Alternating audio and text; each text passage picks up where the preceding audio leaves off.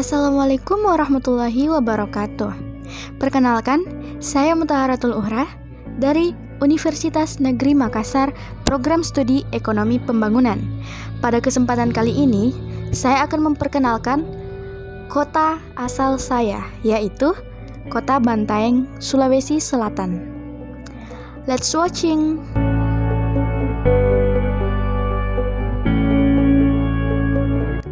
Salah satu kota pantai penting di Sulawesi Selatan adalah Bantaeng. Dalam sejarahnya, dalam arsip pemerintah kolonial, Bantaeng dikenal dengan nama Bontain.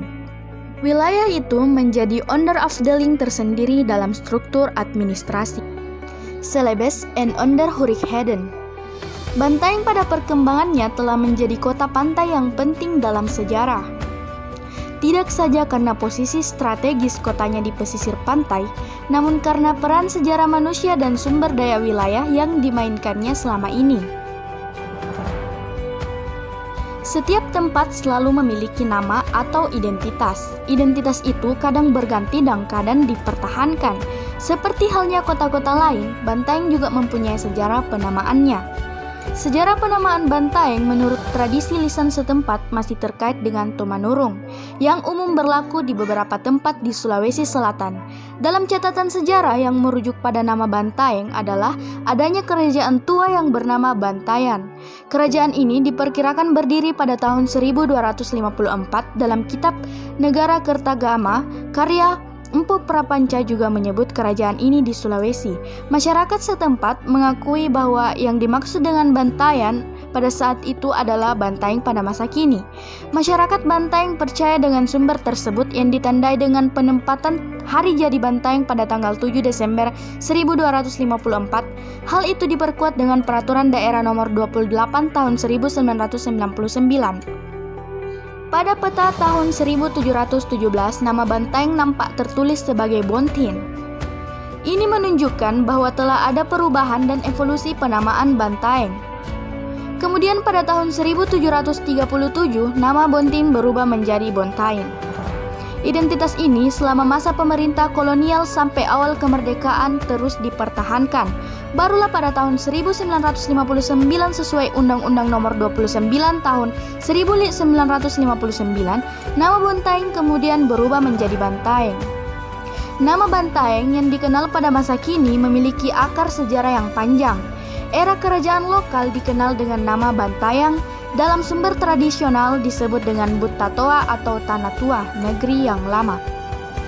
Proses penamaan yang kini menjadi identitas Bantaeng pada masa Islam juga memiliki versi yang berhubungan dengan era sebelumnya yakni Tomanurung. Komunitas Onto memiliki sejarah tersendiri yang menjadi cikal bakal Bantaeng. Menurut Karang Imran Maswale, salah satu generasi penerus dari kerajaan Bantaeng, dulunya daerah Bantaeng ini masih berupa lautan. Hanya beberapa tempat tertentu saja yang berupa daratan, yaitu daerah Onto dan beberapa daerah di sekitarnya, yaitu Sinoa, Bisampole, Gantarangkeke, Mamampang, Katapang, dan Lawi-Lawi. Masing-masing daerah ini memiliki pemimpin sendiri-sendiri yang disebut dengan kare. Suatu ketika para kare yang semuanya ada 7 orang tersebut bermufakat untuk mengangkat 1 orang yang akan menjadi pemimpin mereka semua. Sebelum itu, mereka sepakat untuk melakukan pertapaan lebih dahulu, untuk meminta petunjuk kepada Dewata atau Yang Maha Kuasa. Siapa kira-kira yang tepat menjadi pemimpin mereka? Lokasi pertapaan yang dipilih adalah daerah Onto. Ketujuh kare itu kemudian bersemedi di tempat itu. Tempat-tempat semedi itu sekarang disimbolkan dengan balat tujua, 7 rumah kecil yang beratap, berdinding, dan bertiang bambu. Pada saat mereka bersemedi, turunlah cahaya ke Karem Bisampole, pimpinan daerah Bisampole, dan terdengar suara, "Apa ngaseng antunuboya naka dingin-dinginganna? Apa yang engkau cari dalam suasana dingin seperti ini?" Lalu Karem Bisampole menjelaskan maksud dan kedatangan untuk mencari orang yang tepat, memimpin mereka semua agar tidak lagi terpisah-pisah seperti sekarang ini. Lalu kembali terdengar suara, "Ammuko maimako rimamampan ribungaya risalu cinranaya." Besok datanglah ke suatu tempat permandian yang terbuat dari bambu. Keesokan harinya mereka mencari tempat yang dimaksud di daerah Onto. Di tempat itu mereka menemukan seorang laki-laki sedang mandi. Inilah kemudian yang disebut dengan Tomanurunga Rionto. Jelas Karang Burhanuddin salah seorang dari generasi kerajaan Bantaeng.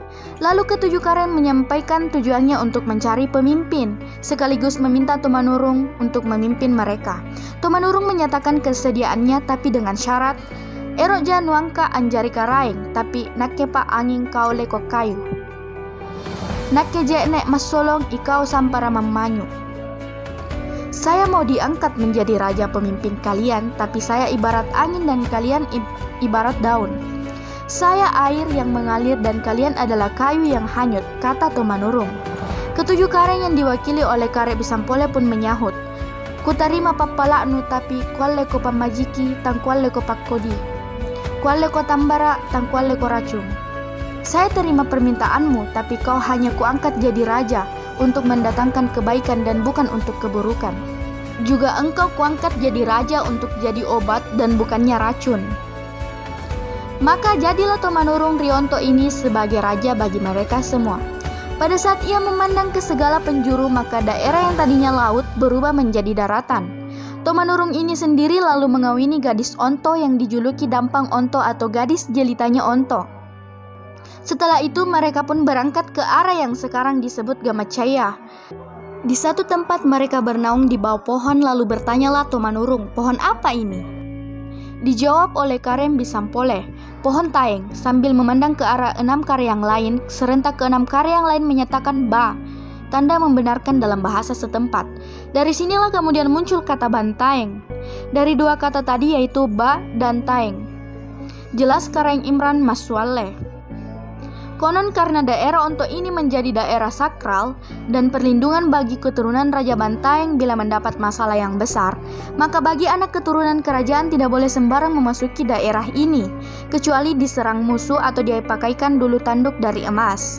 Namun kini hal itu hanya cerita, karena menurut Karang Burhanuddin semua itu telah berubah akibat kebijakan Pemda yang telah melakukan tata ruang terhadap daerah ini. Kini kesakralan daerah itu hanya tinggal kenangan.